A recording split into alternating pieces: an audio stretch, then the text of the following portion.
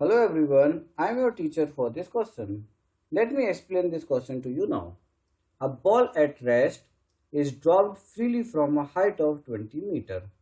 It loses 30% of its energy on striking the ground and bounce back. The height to which it bounced back is option A 14 meter, option B 12 meter, option C 9 meter, option D 6 metre. तो यहाँ पर हम इसको diagram से समझते हैं कि यहाँ पर हमारी बॉल है और बॉल कुछ हाइट पर है and the height mention is 20 metre.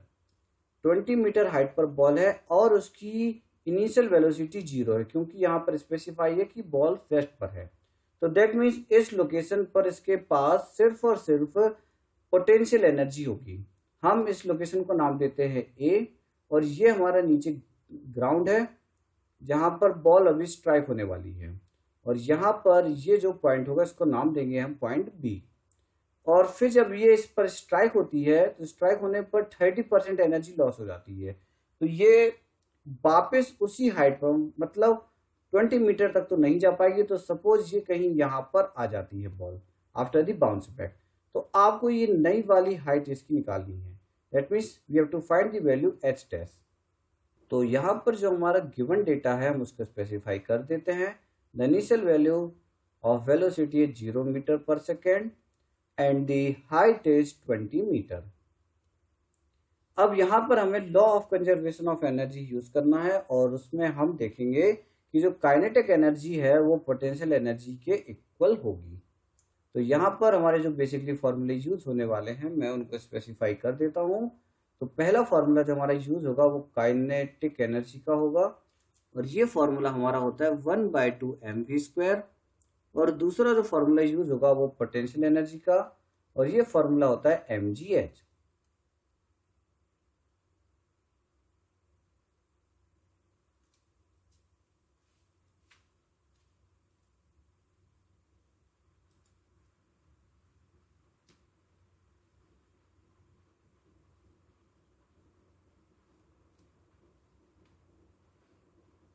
Now, according to the law of conservation of energy, A point पर जितनी भी पोटेंशियल एनर्जी होगी वो काइनेटिक एनर्जी के बराबर होगी एट पॉइंट बी, क्योंकि यहाँ पर कोई भी लॉस नहीं हो रहा है एनर्जी का, यहाँ पर कोई भी फ्रिक्शन फोर्स कंसीडर नहीं किया गया है।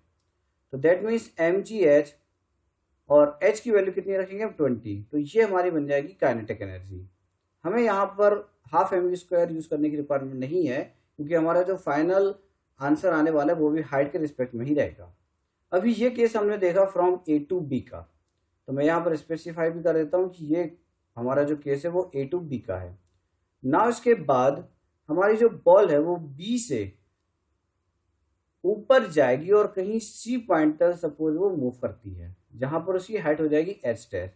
तो अब जो हम यहाँ पर नया केस लेंगे वो हमारा होगा फ्रॉम बी टू सी। अब बी टू सी में जो काइनेटिक एनर्जी बची है वो हो गई है 30% लॉस। इसका मतलब बचेगी कितनी 70% of the kinetic energy.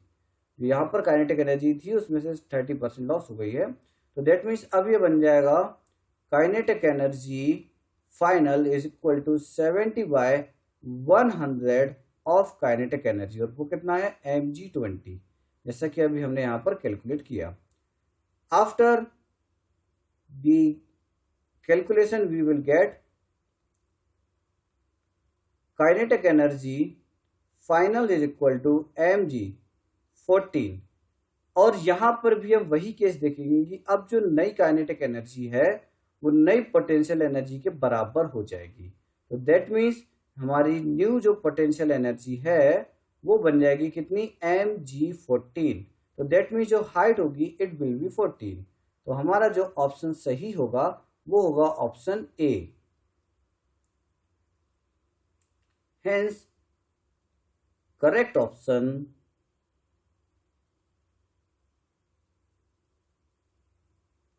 is A.